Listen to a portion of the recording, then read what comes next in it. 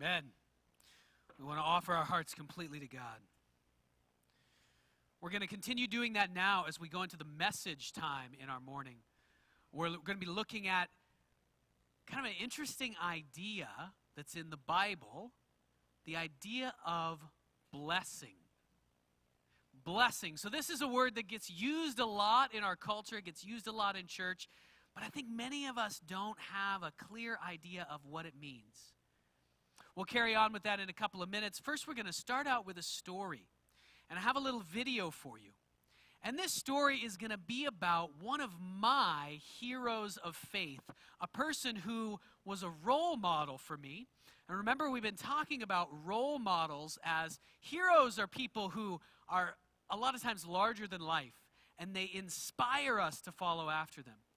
Role models are people who maybe exemplify, they have the same characteristics as some of those great heroes, but they're people who are in our actual lives. Role models, people that we can see how they live, and then we can follow them because we see their whole life, and we can spend time with them. This particular role model that I'm going to lift up for us today is Claire Pearson.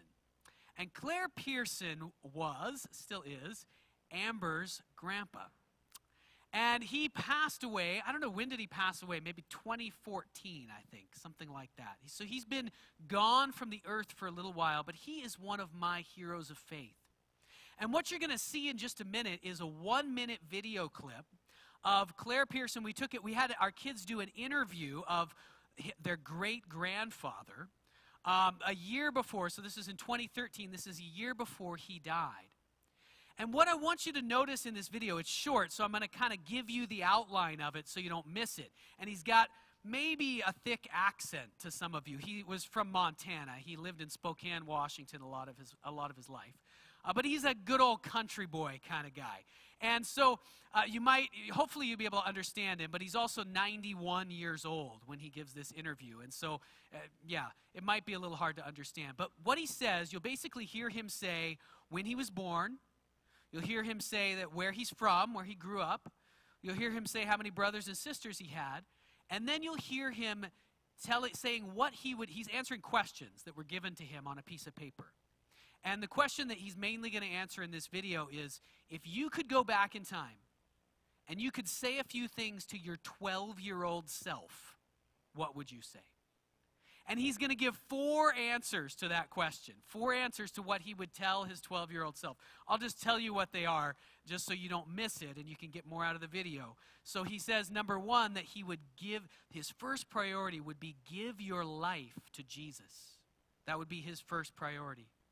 Number 2, to his 12-year-old self, he says that he would go back and tell himself, obey your parents. Obey your parents. Actually, number 3, he says, is treat people right. Treat people right. Number 4, he says, make as many friends as possible. And actually, number 5, which I say there are only 4 because he repeats himself in the video. He says, again, treat people right. He repeats himself on that. Okay, so let's watch this. Let's make sure the sound is up right from the get-go because this is a short video. Let's watch Claire Pearson.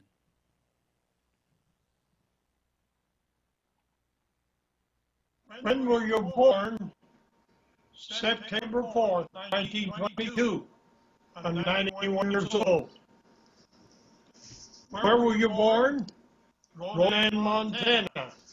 At home, on the farm.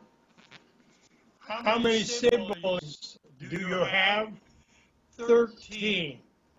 If you could go back in time, what would you tell your 12-year-old self about life? The first thing that I would have my priority would be to give my life to Jesus, to obey my mother and father, to treat people right, to make as many friends as I possibly could, and treat people right. That's about what I tell. Amen. There's Claire Pearson's advice on life. Now, you notice a few things here. First of all, I don't know if you can quite get it from that video, but he was a man who, especially at the end of his life, which is the only time that I knew him, he was overflowing with joy almost every time I saw him. And that is remarkable because at this point in his life, for a number of years, he was in almost constant pain, and he was confined to his house pretty much all the time. And yet he was overflowing with joy. He was a man he'd been a pastor for a while in his life, and he had clearly followed the way of Jesus. You notice that he doesn't just say in that video, believe in Jesus. This is always how he described it, because he's describing a whole way of life of following Jesus. He would always say, give your life to Jesus. Give him your whole life. He was also a man who was a man of encouragement, and a man who was constantly trying to bless the people who were around him. So when you would meet him, and it really didn't matter who you were, you felt extremely special. He didn't actually know me all that well. I knew him for a couple of years, but this is Amber's grandpa. I didn't see him every day, nothing like that. But whenever I met him, he talked to me as if we had been friends for 50 years.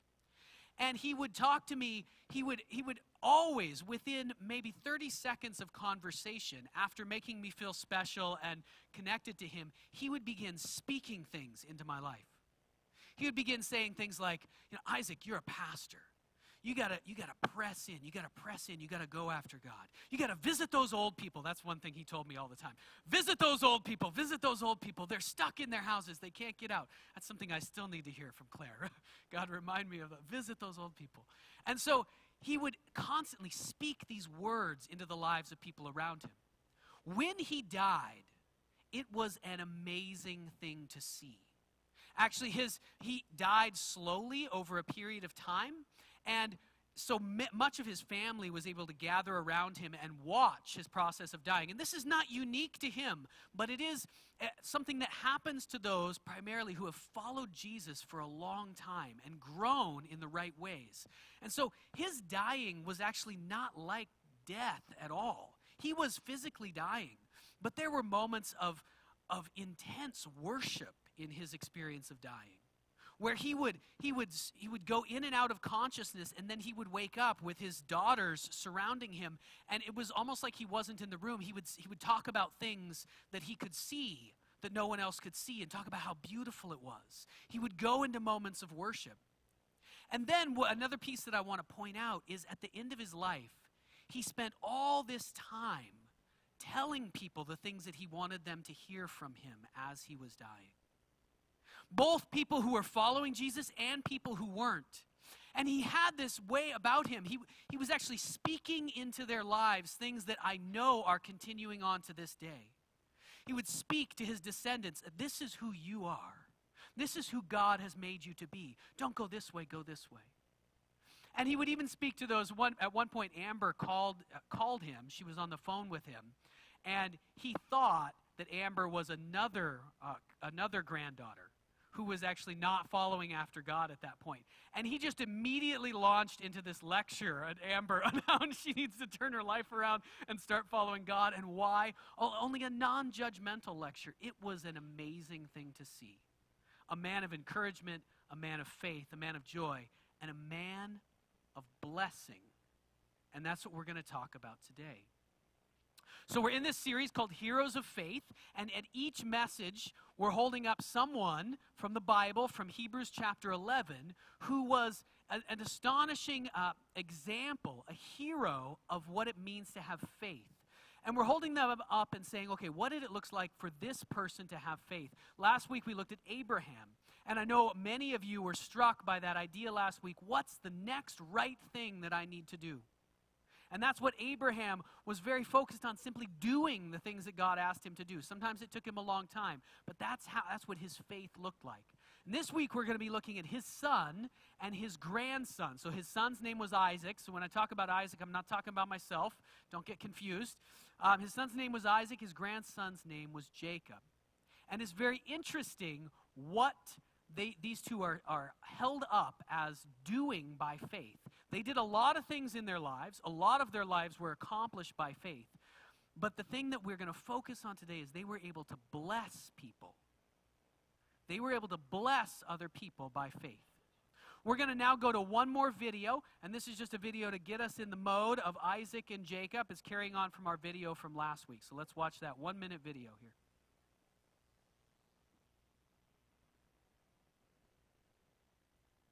Well, after the scattering at Babel, there's this genealogy. It follows one of the tribes all the way down. This one guy named Abram. You probably know him as Abraham. So they get really old, and you begin to think that there's no way they're going to have a kid of their own. But then, miraculously, they do. It's Isaac. And Isaac, he had two sons, Esau and Jacob, and it seems like things are going pretty good. But Jacob, the younger brother, wants the family's inheritance, which belongs to Esau, the older brother. So he devises a plan where he's going to steal it from his father Isaac, who at this point in the story is now old and blind. Which, who does that? Horrible, stealing from your own father. Yeah, and then he just takes off.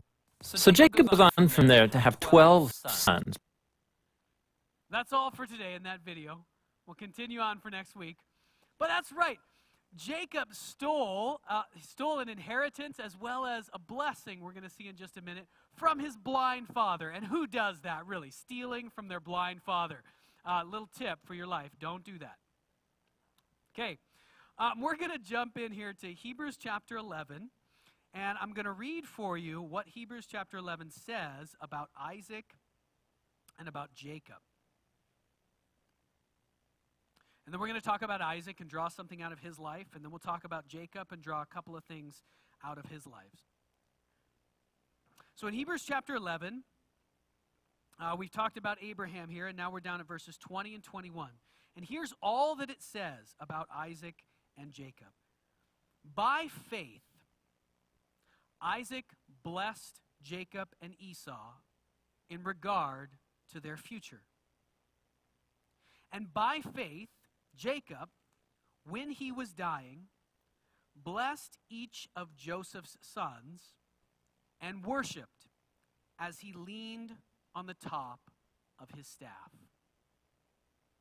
So they blessed their sons, or in Jacob's case, blessed his grandsons. He also blessed his sons as well as he was dying. And Jacob also, it says, worshipped as he leaned on the head of his staff. So let's talk about, first let's go through the story of Isaac and Jacob stealing the blessing from Isaac. And then we'll talk about what is blessing for a minute. So first of all, here's the story. And you'll find this story in Genesis. This one I think is at Genesis 27 if you wanted to look it up. But we're not actually going to read it because it's quite long.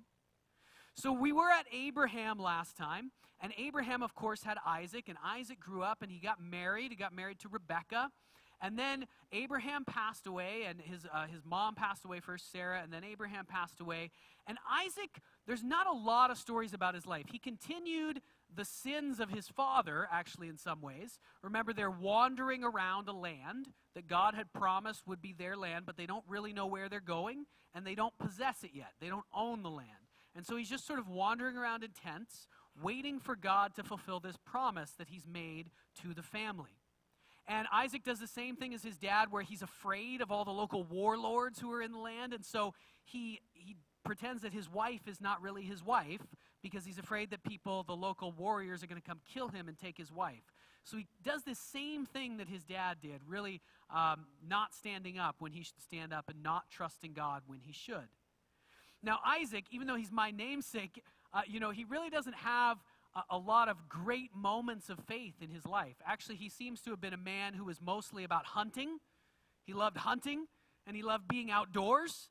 And he had two sons.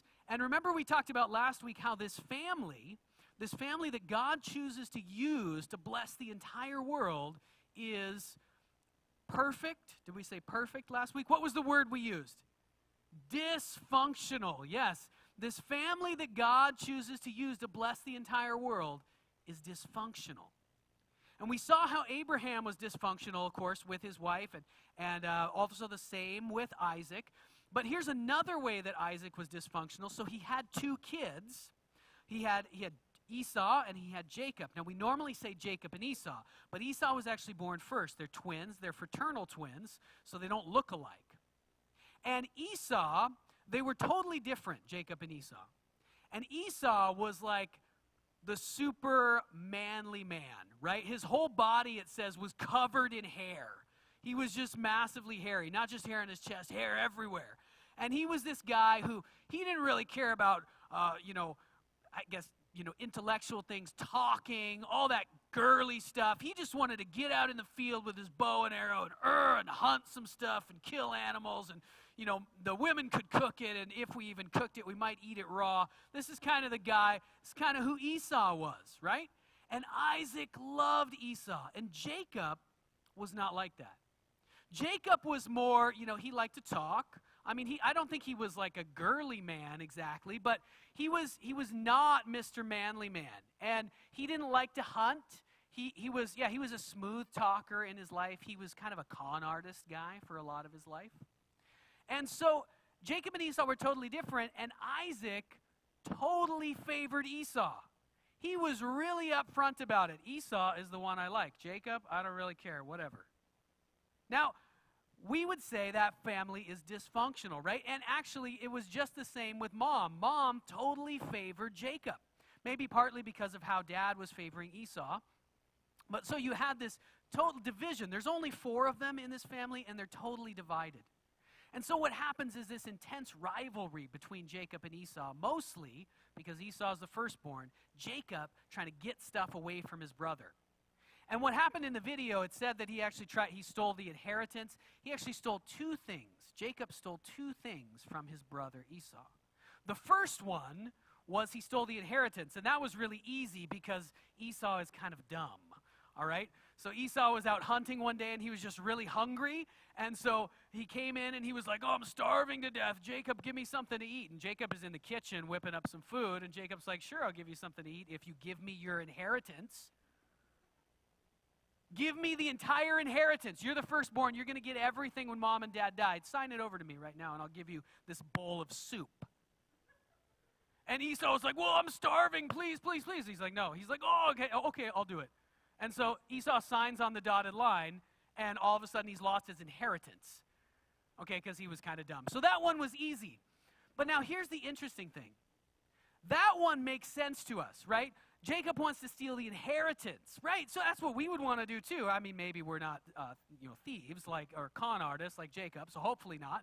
But that would be our inclination today as well, steal the inheritance. But there's something else that Jacob wants to steal even more than the inheritance, and that is the blessing of his father as his father dies.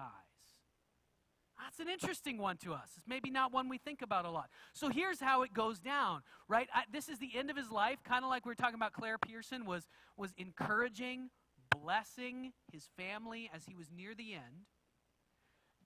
Isaac, at this point, is blind, and he's near the end of his life.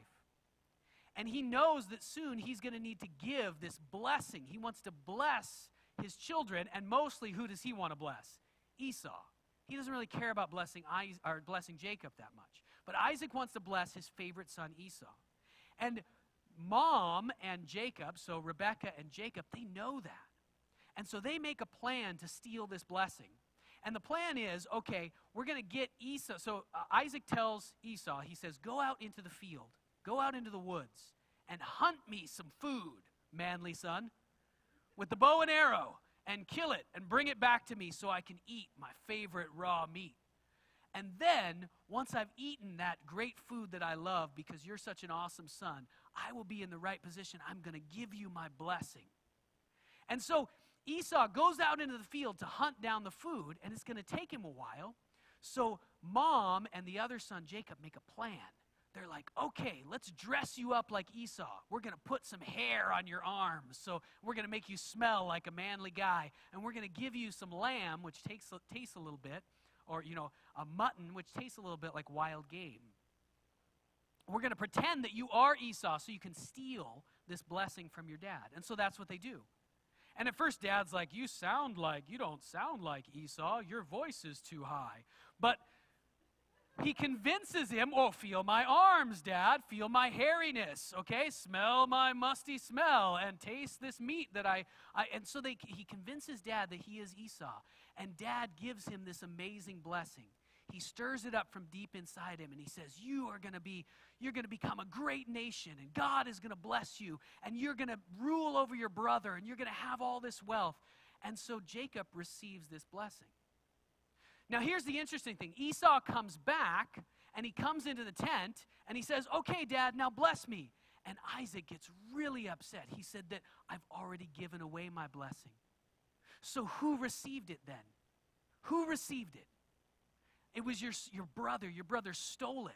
And Esau says to his dad, oh, no, he's all upset, and he's crying. And he says to his dad, can't you give me, don't you have another blessing? And Isaac says, basically, no. He says, I've given that blessing and it will certainly come to pass. And he blesses Esau, but in a lesser way. He says that Esau will serve his brother and eventually he's going to get mad at his brother and throw off the yoke, rebel against his brother and no longer serve him. So this is a very interesting story because what you got here is you got an idea that we don't focus on very much. So let's talk about for a few minutes now what actually is a blessing. We say things in our culture like when somebody sneezes, we say, God bless you, right? And is that like something that an act of faith that we're doing from the depths of our soul by the Spirit of God into someone else's life? No, right? That's just something we say to be nice and polite. Blessing also, we have in our culture, blessing it's not God bless you. It's also not flattery. It's not just saying nice things about another person or nice things to another person. What I'm going to say here for what is blessing, there's kind of a spectrum. And blessing runs the spectrum anywhere from what we might call encouragement, okay, words of encouragement, so not flattery, but true words of encouragement, all the way up to what we might call, even though we don't talk about it too much, what we might call prophecy.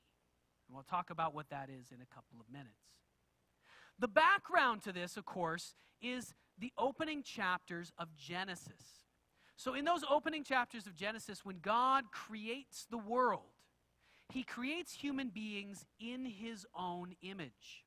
So human beings, the Bible says, are in some ways like God, okay? And also, in those early chapters, God creates all kinds of things. He creates everything that exists in the universe. And answer me this, how does God create those things in the early chapters of Genesis? By speaking. He creates things in the early chapters of Genesis simply by speaking. He says, let there be light, and light exists. He says, let there be animals, and animals exist. He says, let us make human beings, and human beings come into existence. So he makes human beings to be like himself, and he also, one of the things we see about him is that he creates by speaking things. And so what the Bible is teaching us here, among many other things, is that human beings are actually given a kind of power. And you'll notice that human beings are able to what? Speak, right? Now that's remarkable. There's no other creature, no other animal in the world can speak. Now there's maybe some forms of communication among animals, but not like human beings. And it's not something we invented either. Every human being ever has always been able to speak. Whether, a remote, isolated tribe, they come up with their own language. Human beings have been given this power, just as we were created, the power to speak. And what's being suggested is that our power to speak actually has much more power than just the power to communicate an idea. And that's not something we think about a lot in our culture today, but it actually is true, that our words have great power. If you think for a minute, I'm sure every one of you has a time in your life when someone has spoken words to you that had a huge impact on you. Sometimes that impact has been very, very negative. Sticks and stones will break my bones, but words can really, really hurt me forever even. But sometimes that impact has been really, really powerful for good in your life. And that's the kind of thing that we're talking about today. We're talking about words of encouragement. Words of encouragement. So when we speak, so this is something that we are supposed to be doing as the people of God, encouraging each other. In Romans chapter 12 and verse 8, if we can pull that up on the screen, we have a list of gifts. This section of Romans is talking about the different gifts that God's Spirit has given to his people, the different gifts that he's given to us. And one of the gifts here that's listed is the gift of being able to encourage other people. And this is in some ways an act of blessing. All right? Just as each of us has one body with many members, and these members do not all have the same function, so in Christ, we, the church, though we are many different people, form one body. And each member belongs to all the others. So we are essential. That's what we were talking about earlier, living by relationship. We're essential to each other. And we have different gifts according to the grace given to us. And then he lists off a whole bunch of different gifts. And one of the gifts is the ability to encourage other people. This is a gift that some of us have been given by God more than others, but all of us can exercise. And that is not just flattering another person, not just saying nice things that may or may not be true, but this is the gift of actually paying attention to the other person, paying attention to God, and then, as opportunity arises and God leads us, from a deep place in us, speaking encouragement into the life of someone else. This is something that human beings need, that our culture has largely forgotten, and that we must practice, we must do as the church, as the people of God. Encouragement. We skip to the next slide, just after, in this same section in chapter 12, talks about another gift, and that is the gift I mentioned earlier, the gift of prophecy. Okay? And this is something we don't talk about very much because sometimes the idea of prophecy gets really, really weird, right? People think they can predict the future and they, maybe by God's power, and sometimes that does happen, but not very often. And people get all obsessed with it. I guess that's the danger of prophecy, is that it becomes all we ever talk about. But if your gift is prophesying, then prophesy in accordance with your faith. And in the Bible, prophecy has an element of the future, of predicting the future. But very often, especially in the New Testament, prophecy is more about speaking into someone's life by God's power, something that is going to be true about them, a direction that they need to go, who they are, speaking that into their life. And this doesn't have to be super weird, and actually it happens very often, and sometimes what happens to us is that we don't step out in faith and use this gift when God gives us the opportunity. So let me give you an example of this to kind of help us grab on to what it means, what this would look like in maybe our lives, in your relationships with other people, to actually be speaking words of blessing, words of prophecy and encouragement to other people. Now, how many of you remember this guy who used to be part of our church a long, long time ago named Davin Carlson? Do you guys remember him? Yeah. He's been here recently, so if you haven't been here very long, you might not know him. That's okay. He played on the worship team. He did a lot of different things. He was in youth ministry. He was here fairly recently. He had a wedding recently. Okay, so Davin, when he left, well, let me back up a little bit more. Davin had sometimes in his life, earlier, he had sometimes struggled with, as we all do, being consistent and following through with things. Oh, sorry, Davin, if you're watching this, but hopefully you're not watching this. So he had sometimes struggled with that. And we had been working on that, we were talking about it. He was trying to grow in that area. And he was a youth leader, so I spent a lot of time working with him.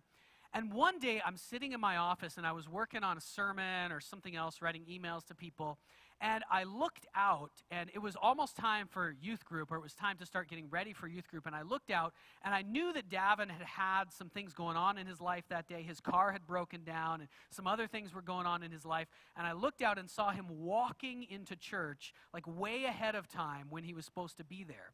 And that was really interesting to me. I was impressive to me that he had walked to church. But right at that moment, my mind was really focused mostly on what I was doing in whatever I was working on. But all of a sudden, in that moment, an overwhelming thought hit me. And this happens to me not all the time, but from time to time. And I have learned to recognize it as the Spirit of God speaking to me. Okay? Now, some of us sometimes think, oh, the Spirit of God doesn't speak to me, he only speaks to other people. He probably is speaking to you, and you haven't learned to recognize it yet, if you are following after Jesus. So right in that moment, this kind of overwhelming thought hit me, and here's what the thought was. That guy, Davin, is ready to walk through fire. That's the overwhelming, and it hit me in such an overwhelming emotional way that actually I went from 0 to crying in my office by myself almost instantly. Okay, I wasn't weeping on the floor, but tears in my eyes, right? And so now here's what has often happened to me in my life, is that moments like that have come where I realized something about another person, or God communicated something to me in a clear and dramatic way, and then I just forgot about it. And that could have been an easy thing to do in that situation, right? I was busy. We went on to do youth group. I told Amber about it, my wife, but, then time went by and life kept going on. But I decided to do the opposite of what I normally do, which is maybe just forget about it, or maybe say it to that person weekly.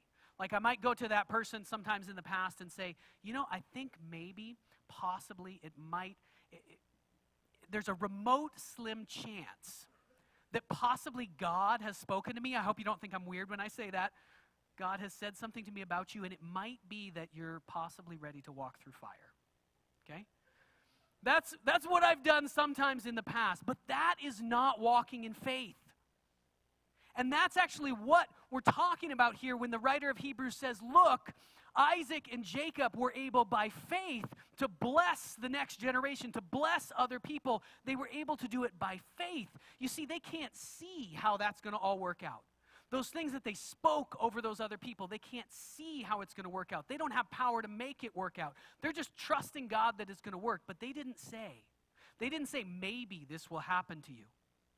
They said, I think God has communicated to me, and I'm going to step out boldly and publicly and say to you, this is what God is saying and speaking into your life. Now, could they have been wrong? Yeah. Could I have been wrong? Yeah. But we have to trust God, and God is able to work with that if we step out in faith and follow him. And so what I did, many of you know, is when we said goodbye to Davin, I got him up here in front of the church, and I kind of geared myself up. I prayed, and I got myself in the right state, and I tried to bring back some of those emotions that I had at that moment, and they came back because I was in front of all of you. And I said to Davin, as intensely as I knew how to say, I believe God is saying that you are ready to walk through fire, and he's going to hold you up when it happens. And then I kind of laughed and made a joke, and so that's kind of scary, right? God says you're ready to walk through fire. Just this week, I was talking with Davin on the phone, and he said to me, that stuck with me. And there have been times since then when everything was coming at me and I felt like I was overwhelmed and couldn't stand up underneath it. And then I remembered that I can walk through fire. And I was able to keep going. That's what it looks like. I'm not saying that to say I'm so great. I've screwed that up so many times. But I'm trying to encourage us to be able to do this with each other. And you don't have to, don't jump into the deep end first. Just start with encouraging things, honest things that we can do with one another. So let me go through, in your bulletins, you can fill in a couple of points here. I'll give you the first 2 points because I haven't even gotten to 1 point yet. We'll finish up pretty soon. Number 1, you can bless other people by faith. That is something that actually you can do if you have faith in God and you are living a life that has been given to Jesus.